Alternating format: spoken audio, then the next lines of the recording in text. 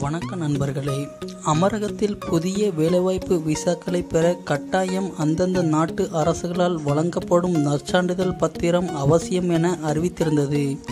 ஆனால் இதற்கான எந்த விதமான முறையான கட்டமைப்புகளும் இந்திய மத்திய அரசிடம் இல்லாததால் அமரகத்திற்கு புதிய வேலைவாய்ப்புகளை தேடி செல்வோர் சிரமத்தை சந்தித்து வந்தனர்.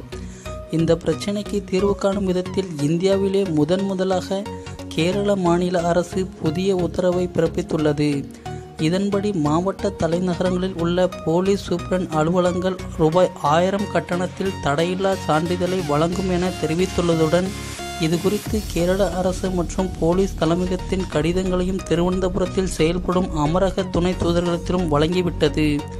கேரள அரசு மற்றும் போலீஸ் துறையின் கடிதங்களை ஏற்றுக்கொண்டுள்ள அமரக துணை தூதரகம் மாவட்ட போலீஸ் எஸ்பி அலுவலகம் வழங்கும் தடையில்லா சான்றிதழையே அமரக வேலைவாய்ப்பிற்கான நற்சான்றிதழாக அங்கீகரிப்பதாகவும் தெரிவித்துள்ளது.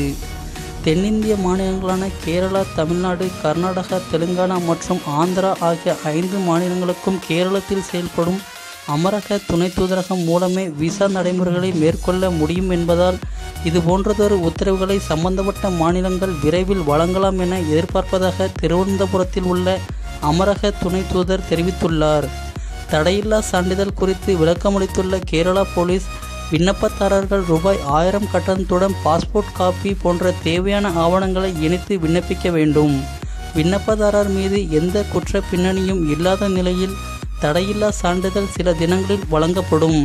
அதே வேளையில் குற்ற பின்னணி எதுவும் இருந்தால் கிரைம் பிரான்ச் போலீஸ் மூலம் விசாரிக்கப்பட்டு சான்றிதழை வழங்குவதற்கு மேலும் சில தினங்கள் கூடுதலாக எடுத்துக்கொள்ளப்படும் என விளக்கமளித்துள்ளது. இந்த மாதிரி மேலும் பல அரபு நாட்டு செய்திகளை உடனுக்குடன் தெரிந்து கொள்ள நம்ம சேனலை இதுவரைக்கும் சப்ஸ்கிரைப் பண்ணலைன்னா மறக்காமல் இப்போவே சப்ஸ்கிரைப் பண்ணிக்கோங்க.